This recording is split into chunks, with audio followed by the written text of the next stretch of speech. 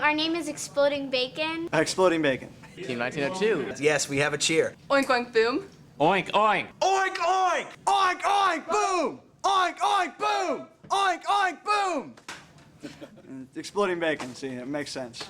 Wait, do you want the real story? The real story. The real story? Okay. We were bored our first meeting and we needed a name, so we went online, we found a random name generator on the internet, and we hit generate. That was like the first or second one that came up, and we actually originally were gonna pick another one, but then one of the mentors took it home, and her mother is a graphic designer. That's what she does as a living, and came up with a really cool design that everybody just fell in love with. Historically, our team's been about 50-50 guys and girls, and we make sure that everyone has an opportunity to touch the robot, maybe even just filing. This year, I think I'm going to work on AutoCAD and some engineering. I would like to work on the computer, the programming, and the animations aspect of the team.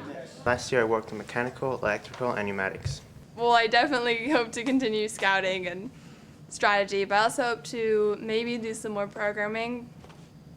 I'm not sure. Touching the robot's always fun too, so. I designed the website while at the national championships with the team in the hotel lobby, actually. So. The strengths of our team are probably our excitement and just our atmosphere as a family. Well, I like how spirited we are. We make jokes and we're funny and we have lots of energy and we do our little cheer, and it's a cool environment. You can go between Nemo and the engineering part. It's just welcoming and not very restrictive. My whole family is on the team, and my mom is sort of like the team mom. My little sister, she's recently joined the team. She's a little bit interested in this sort of thing. My brother is a co-captain or co-leader, co-president. Recruited my mom, who helped create the logo, who is here as well. My older sister worked with personal relations, outreaching to the community and asking for donations for food for the build season. Well, one of the big things we do is we have this thing called pigging houses. The pigging is a method of raising money, to be honest. We go out, we take these signs, they're basically a giant pig on a stick of dynamite. Pigging, I've never been on a pigging, but it kind of sounds like going out and toilet papering someone's house. So I'm looking forward to that. But with permission, exactly. And we go in during the night, we run up, and we stick all these signs in their yard. We got like 30 or 40 in one yard, right? And basically the next day, they come out, they find a packet on the ground that says, hey, our pigs have gotten loose. We're a robotics team, and if you would like to get them back, or to get them out of your yard, you have to pay us a certain fine. And if you'd like to get them out of your yard and send to somebody else's yard, you have to pay us a little more. And if you wanted to get them out of your yard, send them to somebody else's yard, make sure they can't come back to your yard, it's a little bit more. We do all sorts of outreach in the community, from Boy Scouts, Girl Scouts events. We also partnered with NASA and the Astronaut Hall of Fame and did a demo with our Big Bot and a series of VexBots before a shuttle launch. Our main team is FRC, it's First Robotics Competition, but part of FRC is helping to grow in the community, but also helping to ensure that your team is going to have a fresh supply of students for the future.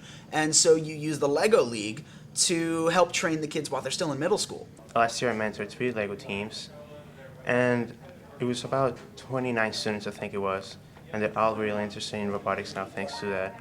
We have possibly the most high schools on any team in Florida.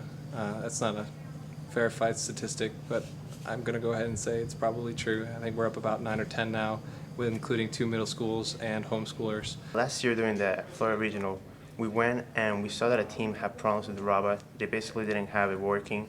I found out that there was a team that I had seen on the field during practice that was suffering majorly. They couldn't get anything running. They were sponsored by basically an English teacher who knew that it was important.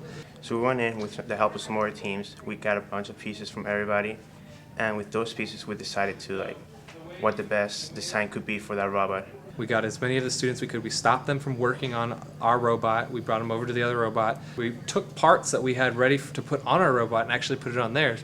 So not only were they a functioning robot by the end of that evening and passed inspection, they were a very successful robot. Not only did they win the match, their ramps deployed, and a team climbed up on top of them and they won the match, their very first match.